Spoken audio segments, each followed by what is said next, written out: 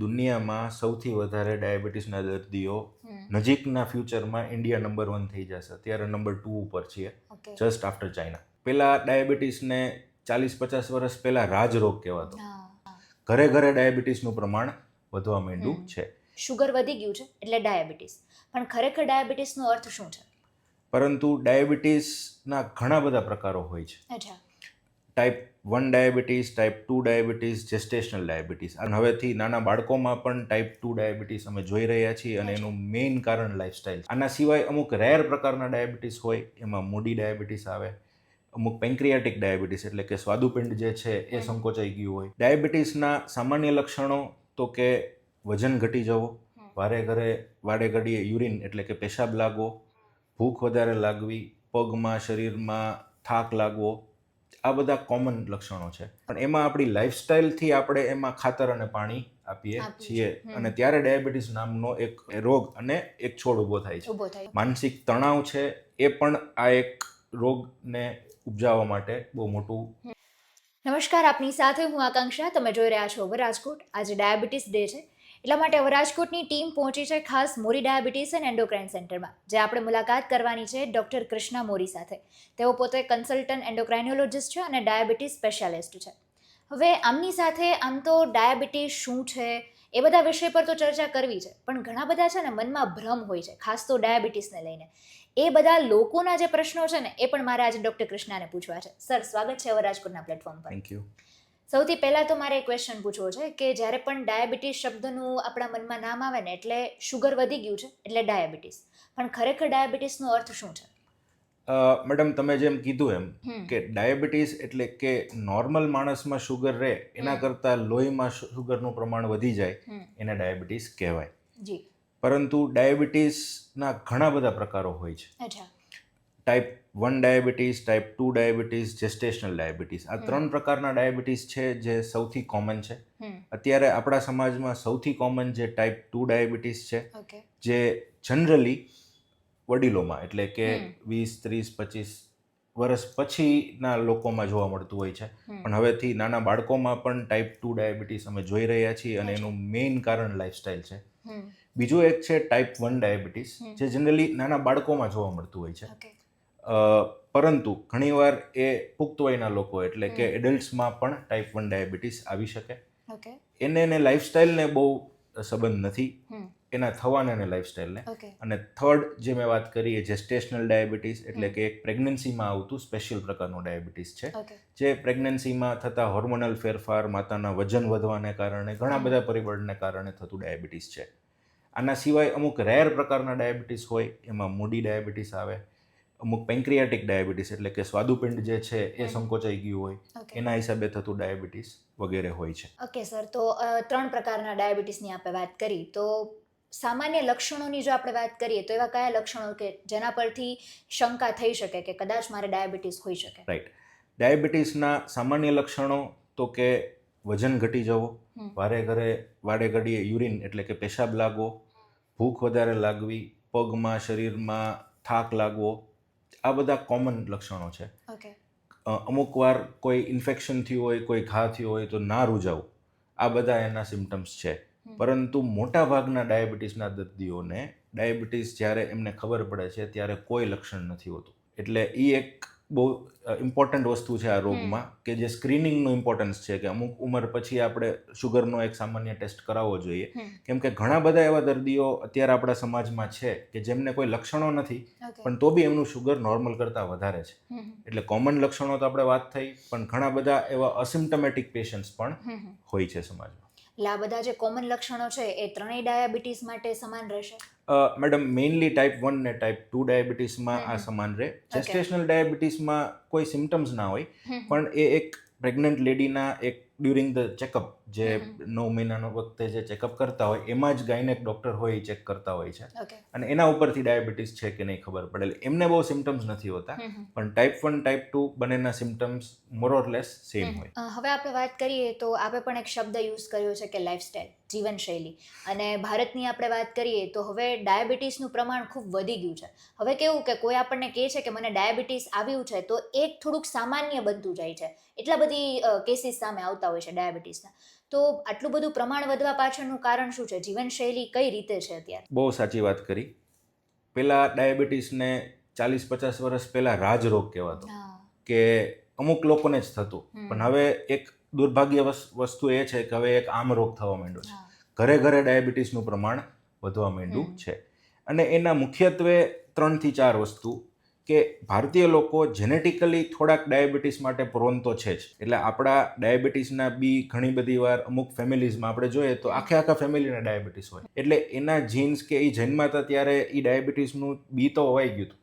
પણ એમાં આપણી લાઈફસ્ટાઈલથી આપણે એમાં ખાતર અને પાણી આપીએ છીએ, અને ત્યારે ડાયાબિટીસ નામનો એક રોગ અને એક છોડ ઊભો થાય છે. એમાં લાઈફસ્ટાઈલમાં મેઇનલી આપણું ડાયટ જે ફાસ્ટ લાઈફસ્ટાઈલમાં ફાસ્ટ ફૂડ છે, જંક ફૂડ છે, જે આપણી પારંપરિક ખાદ્ય પદ્ધતિ હતી એનાથી આપણે કમ્પ્લીટલી વિપરીત ખોરાક લઈ રહ્યા છીએ. એમાં પ્રોસેસ્ડ ફૂડ આવે, પ્રોસેસ્ડ ઘઉં આવે, પ્રોસેસ્ડ ચોખા આવે, ખાવાના ટાઈમિંગ આપણા બહુ ફિક્સ નથી હોતા, બહુ વધારે પ્રમાણમાં કાર્બોહાઈડ્રેટ, શુગર, આ બધી વસ્તુ ડાયટનો પાર્ટ ભજવે છે. સેકન્ડ થિંગ, આપણું બેઠાડું જીવન. મોટાભાગના લોકો આપણે ઓફિસ વર્ક કરતા હોઈએ છીએ, આપણા રોજના સ્ટેપ્સ ગણીએ તો ગણીને 1000-2000 સ્ટેપ્સમાં આખો દિવસ પતી જાય છે. અને થર્ડ થિંગ, એક વાસ્તવિકતા છે, એ સ્ટ્રેસ, માનસિક તણાવ છે. એ પણ આ એક રોગને ઉપજાવવા માટે બહુ મોટું ભાગ ભજવે છે. તો અત્યારે એકદમ ભાગદોડવાળી જીવન થઈ ગયું છે બધાનું, એટલે ડાયટમાં એ લોકો ફોકસ નથી કરી શકતા, અને ઘણીવાર એક્સરસાઇઝ છે, મેડિટેશન છે, આવી બધી વસ્તુઓ પણ બહુ મિસ થઈ જાય છે. તો એવી કઈ વસ્તુઓ કે એવી કઈ બાબતનું ધ્યાન રાખી શકીએ કે જેથી કરીને જેમને ડાયાબિટીસ નથી થયું એ લોકો એમનાથી બચી શકે? 100%. સો પ્રિવેન્ટિવ વાત કરીએ તો mainly at least 40 to 45 minutes daily exercise. એમાં બધાની એક્સરસાઇઝ અલગ અલગ હોઈ શકે. યંગ લોકો માટે અલગ એક્સરસાઇઝ હોય, આપણા પેરેન્ટ્સની એજના 50-60 યર્સના હોય એના માટે અલગ એક્સરસાઇઝ હોય. પણ 40 to 50 મિનિટ્સ પર ડે ની એક્સરસાઇઝ ખૂબ જ જરૂરી છે. સાથે સાથે મેડિટેશન, યોગા 100% એમાં ભાગ ભજવે છે. અને થર્ડ પાર્ટ, ડાયટમાં નાના મીલ્સ લેવા, દિવસમાં 4 થી 5 વાર કટકે જમવું. પ્રોસેસ્ડ ફૂડ એટલે કે મેંદો, આપણે જે ફાસ્ટ ફૂડની જે વાત કરીએ એ બધી વસ્તુથી દૂર રહેવું. ઘઉં, ચોખા લઈ શકાય, નથી લેવા એવું નથી, પણ અલગ અલગ લઈએ. એક ટાઈમ ઘઉં લઈએ, એક ટાઈમ ચોખા લઈએ, એક ટાઈમ મિલેટ્સ, જે આજકાલનું જે બહુ સારું અને ફૂડ છે ને અત્યારે આપણે ગવર્મેન્ટ પણ એને ઘણું બધું પ્રમોટ કરી રહી છે, જેમાં બાજરો, જુવાર, રાગી, એ બધીમાંથી બનેલી વસ્તુઓ.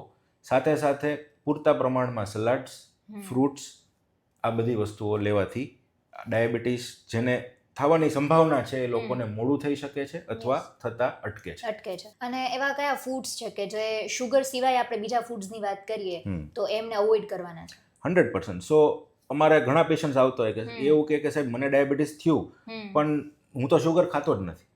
એટલે વી હેવ ટુ અન્ડરસ્ટેન્ડ કે શુગર ખાવાથી ડાયાબિટીસ થાય અને શુગર ના ખાવાથી ડાયાબિટીસ ન થાય એ એક બહુ મોટી ગેરમાન્યતા છે. એટલે આપણા રૂટીન ખોરાકમાં જ્યારે કાર્બોહાઈડ્રેટ કન્ટેન્ટ વધે, એમાં કાર્બોહાઈડ્રેટમાં મેઇનલી આપણા અનાજ આવે, ઘઉં, ચોખા, મેંદો, એ વધે.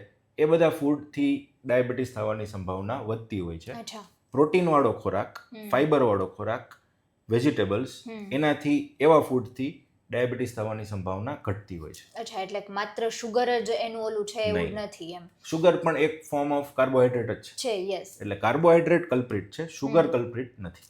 પછી ઘણા બધા લોકો છે ને આપણને એવું કહેતા હોય કે હું ખાંડ નથી ખાતો, હું ગોળ ખાઉં છું, મને ડાયાબિટીસ નહીં થાય અથવા એ અટકી જશે. ખાંડ છે એ એક શુગર કેન એટલે કે આપણે એમાંથી જ બનેલી એક વસ્તુ છે અને એ એક પ્રોસેસ્ડ વસ્તુ છે. એટલે ખાંડ અને ગોળની તફાવત કરીએ તો ખાંડમાં પ્રોસેસિંગ વધી જતું હોય છે, કેમિકલ ને બધું વધતું હોય છે. But after all diabetes point of view બંનેમાં 19-20નો ફેર છે, બંને સેમ જ કહેવાય. અને ખાસ આપણે વાત કરીએ ને તો બોર્ડર એવો આપણે શબ્દ યુઝ કરતા હોઈએ છીએ કે બોર્ડરથી પાર ના થવું જોઈએ, તો એ તમને ડાયાબિટીસ આવ્યું છે, એની અંડરમાં છે તો એ કંટ્રોલમાં છે. તો એ આપણે થોડીક સામાન્ય સમજ મેળવીએ તો એ કઈ રીતની માહિતી છે? એટલે જે બોર્ડરની વાત મેડમ કરતા હોય એ બ્લડ રિપોર્ટ્સ ઉપર થતી હોય. એટલે ડાયાબિટીસના 3 પ્રકારના બ્લડ રિપોર્ટ્સ હોય. એક ફાસ્ટિંગ એટલે કે ભૂખ્યા પેટનો રિપોર્ટ, એક પોસ્ટ પ્રેન્ડિયલ એટલે કે જમ્યા પછી, સામાન્યપણે બપોરે જમ્યા પછી 2 કલાકનો રિપોર્ટ, અને એક HbA1c એટલે કે 3 મહિનાનો સરેરાશ ઓરેલ એવરેજ રિપોર્ટ. એટલે ફાસ્ટિંગ શુગર કોઈ વ્યક્તિનું, ફાસ્ટિંગ એટલે શું કે 8 કલાક પહેલા પેટ ખાલી હોવું જોઈએ સવારના ટાઈમે. ઓકે. એવું શુગર 126 મિલીગ્રામ પર ડેસિલીટરથી વધારે હોય. જમ્યા પછીનું એટલે કે પોસ્ટ પ્રેન્ડિયલ 200 મિલીગ્રામ પર ડેસિલીટરથી વધારે હોય, અથવા HbA1c જે એક ટકાવારી એટલે કે પર્સન્ટેજના રૂપમાં આવે એ 6.5%થી વધારે હોય તો એને ડાયાબિટીસ કહેવાય. હવે બોર્ડર શબ્દ છે એ એક આપણામાં ઓમ તો ડાયાબિટીસ છે ને નથી, હા, એક વેલ્યુ આવે જે પ્રી ડાયાબિટીસ કહેવાય. એને આપણે ઓમ જોઈએ તો બોર્ડરલાઇન ડાયાબિટીસ આપણી ગુજરાતી ભાષામાં કહી શકાય. ઓકે. એટલે મેં તમને જે વેલ્યુઝ કીધી એનાથી વધારે છે એને ડાયાબિટીસ કહેવાય. પ્રી ડાયાબિટીસ એટલે કે ફાસ્ટિંગ 100 થી 126, પોસ્ટ પ્રેન્ડિયલ 140 થી 200, અને HbA1c જે વાત કરી એ 5.7 થી 6.5 ની વચ્ચે હોય એને બોર્ડર લાઇન ઓર પ્રી ડાયાબિટીસ કહેવાય. અને આની ટ્રીટમેન્ટમાં શું રહેતું હોય? Mainly 4 steps. સૌથી પહેલું ડાયટ જે આપણે વાત કરી. સેકન્ડ સ્ટેપ છે એક્સરસાઇઝ. આઈડિયલી 150 મિનિટ્સ પર વીક એટલે કે રોજની 30 થી 35 મિનિટની એક્સરસાઇઝ. એમાં પણ જો થઈ શકે તો બે પ્રકારની એટલે કે એરોબિક એક્સરસાઇઝ જેમાં વોકિંગ, સાયકલિંગ, સ્વિમિંગ આવતી હોય, અને એનએરોબિક એક્સરસાઇઝ કે જેમાં વેઇટ લિફ્ટિંગ આવતું હોય, મસલ બિલ્ડિંગ એક્સરસાઇઝ. બંનેનો એક ઇક્વલ પ્રમાણમાં સમાવેશ થાય તો એ વધુ સારું છે. Third part which is very important is stress management. એમાં પ્રાણાયામ, યોગા, કોઈ આધ્યાત્મિક એક્ટિવિટી કે જે માણસને ગમે છે એવી કોઈ હોબીઝ, એમાં માણસ રહેશે તો એનો સ્ટ્રેસ લેવલ ઘટવાનો છે. અને ફોર્થ પાર્ટ જે ખૂબ જ ઇમ્પોર્ટન્ટ છે દેટ ઇઝ મેડિકેશન. મેડિકેશન પણ દવાઓ, ઇન્સ્યુલિન જે આવતું હોય છે. આમ જોઈએ તો ડાયાબિટીસ સારવારમાં 25% જ ડૉક્ટરના હાથમાં છે. 75% એટલે કે ડાયટ, લાઇફસ્ટાઇલ અને મેન્ટલ વેલબિંગ એ પેશન્ટના હાથમાં છે જે એને ઘરે કરવાનું છે. આમ તો પહેલાં એવું હતું કે એક ઉંમર પછી લોકોને ડાયાબિટીસ આવતું, પણ આપણે જે રીતે વાત કરી કે અત્યારે ખૂબ નાના બાળકો હોય તો એમાં પણ આપણે સાંભળીએ છીએ ઘણા બધા બાળકોને બાય બોર્ન પણ ડાયાબિટીસ આવતું હોય છે. એ રીતના કેસીસ પણ સામે આવે છે. તો આપણે વડીલો વિશેની તો વાત કરીએ, પણ હવે બાળકો માટે શું કહેવા માંગશો, ખાસ જે બાળકોમાં આવી રહ્યા છે ડાયાબિટીસ? સો બાળકોમાં તમે જે બાય બોર્ન કીધું મેડમ એ નિયોનેટલ ડાયાબિટીસ છે જે જલ્દી જ જોવા મળતું ડાયાબિટીસ છે. બટ મોર કોમન ડાયાબિટીસ બાળકોમાં ટાઈપ 1 ડાયાબિટીસ કહેવાય. એ ટાઈપ 1 ડાયાબિટીસ કોઈ ઇન્ફેક્શનના હિસાબે કે કોઈ ઓટોઇમ્યુનિટીના હિસાબે થતું ડાયાબિટીસ કે જેમાં બાળકનું સ્વાદુપિંડ ઇન્સ્યુલિન બનાવતું બંધ થઈ જાય છે. અને આવા બાળકોને આપણે બહારથી ઇન્સ્યુલિન આપવાનું રહે છે. એ વસ્તુ થવામાં એ બાળકનો કે પરિવારનો કોઈ વાંક નથી. પરંતુ જે ચિંતાજનક વાત છે એ બાળકોમાં થતું ટાઈપ 2 ડાયાબિટીસ કે બાળપણમાં high amount of screen time કે દિવસમાં 3-4 કલાક બાળક મોબાઈલ જોવે છે. જે 20 વર્ષ પહેલા બાળકો બહાર રમવા જતા હવે મોબાઈલમાં અને કમ્પ્યુટરમાં ગેમ્સ રમે છે. ઓબેસિટી, પીડિયાટ્રિક ઓબેસિટી, બાળકોમાં થતી ઓબેસિટી, જંક ફૂડ, એના હિસાબે જે ડાયાબિટીસ 35, 40, 45 વર્ષે થતું એ આજે 15 ને 20 વર્ષના બાળકોમાં થાય છે. બહુ ચિંતાજનક વસ્તુ છે અને એને આપણે ડેફિનેટલી આપણે કેટર કરવું જરૂરી છે. ઓકે, એના માટે પેરેન્ટ્સ વધારે અવેર રહેવું જરૂરી છે. અવેરનેસ, લાઇફસ્ટાઇલ, અગેન એક્સરસાઇઝ, રોજનું રમવા જવું, સ્ક્રીન ટાઈમને આપણે લિમિટ કરીએ. એટલે અત્યારે આમ તો પેરેન્ટ્સે આ બાબતે અવેર થવાની ખૂબ વધારે જરૂર છે, તો આપણે બાળકોમાં થતું આ જે ડાયાબિટીસ છે એને આપણે અટકાવી શકીશું. હવે એક છે ને આ વાક્ય બી બહુ કોમન છે અને એ તો સાંભળતા હોઈએ છીએ બધા જ લોકો કે કોઈ ડાયાબિટીસ પેશન્ટ છે ને તો એ એમ કહેશે કે એક જાંબુ તો ખાઈ શકું, એમ એક જાંબુમાં મને કશું નથી થવાનું, આજે એક થાબડી તો ખાઈ શકું, પ્રસંગ છે મારા ઘરે. તો એક નાનકડી એવું અમાઉન્ટે જો એ શુગર લે છે તો એની ઇફેક્ટ કેવી રીતે થાય છે? સો મેડમ ડિપેન્ડ્સ કયા પ્રકારનું ડાયાબિટીસ છે, એમનો ડાયાબિટીસ ને શુગરનો કંટ્રોલ કેવો છે. સો ડાયાબિટીસ થયું એટલે કોઈ વ્યક્તિએ ગુનો નથી કર્યો એટલે આપણે એને કમ્પ્લીટલી કે સાવ બંધ કરી દો. આપણે બધી વસ્તુ મોડરેશનમાં કરવાનું છે અને જીવન પણ સારી રીતે જીવવાનું છે. સો અઠવાડિયે, 15 દિવસે, 10 દિવસે એકાદ નાની સ્વીટ લે તો એમાં કોઈ, જો શુગર સારું કંટ્રોલ હોય તો કોઈ પ્રોબ્લેમ નથી. પણ સામે બીજો આપણે કાપ મૂકવો પડે. કોઈ એક સ્વીટ લે તો સામે આપણે અડધી રોટલી ઓછી લઈએ, કાં આજે બપોરે સ્વીટ જમ્યા હોય તો સાંજે થોડુંક વોકિંગ 15-20 મિનિટ વધારે કરી લઈએ. એટલે એ રીતે આપણે મોડિફિકેશન લાઈફસ્ટાઈલમાં બેલેન્સ કરીએ તો 100% ડાયાબિટીસના લોકો સ્વીટ્સ પણ અમુક મર્યાદામાં લઈ શકે છે. ત્યારે જે કેસીસ વધી રહ્યા છે એને ધ્યાનમાં રાખીને, ભવિષ્યમાં અટકાવી શકીએ એને ધ્યાનમાં રાખીને કોઈ એવી બીજી બાબત કે જે તમે લોકોને કહેવા માંગતા હોય? બેઝિક્સ મેડમ સેમ જ રહેશે. ઇનફેક્ટ હવે India is now going to become, or in fact ઘણા ડેટા એવું કહે છે કે it is the diabetes capital in the world. એટલે કે દુનિયામાં સૌથી વધારે ડાયાબિટીસના દર્દીઓ નજીકના ફ્યુચરમાં ઇન્ડિયા નંબર 1 થઈ જશે. અત્યારે નંબર 2 ઉપર છીએ, જસ્ટ આફ્ટર ચાઇના. એટલે ખૂબ જ ચિંતાજનક છે. અને બીજી આપણી એવરેજ એજ છે ઇન્ડિયાની એ ચાઇના કરતાં ઘણી પાછળ છે. પાછળ છે. યસ. સો આપણા લોકો ડાયાબિટીસ સાથે ઝાઝા વર્ષો સુધી જીવવાનું છે, એટલે કે આપણા લોકોમાં નાની ઉંમરે ડાયાબિટીસ થાય છે યસ. અને પાછળની જિંદગી જે ડાયાબિટીસ સાથે જીવવાની છે જે ખૂબ જ વધારે છે અને that leads to lots of complications of diabetes. Exactly. So again the basics remain the same. ઘરમાંથી જ આનું ચાલુ થશે. Good diet, good physical activity અને ગુડ મેન્ટલ વેલબિંગ.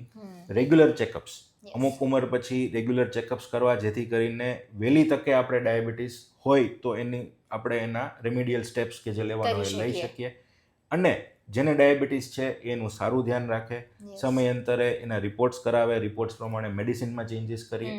અને વેરી ઇમ્પોર્ટન્ટ, જે ડાયાબિટીસના કોમ્પ્લિકેશન જે થતા હોય છે, આંખ છે, કિડની છે, પગ, હૃદય, મગજ, લીવર, એ બધાનું જે કોમ્પ્લિકેશન હોય એનું સમયસર આપણે સ્ક્રીનિંગ કરીએ, એમાં કંઈ હોય તો એનું ન્યા અટકાવવાની ટ્રાય કરીએ.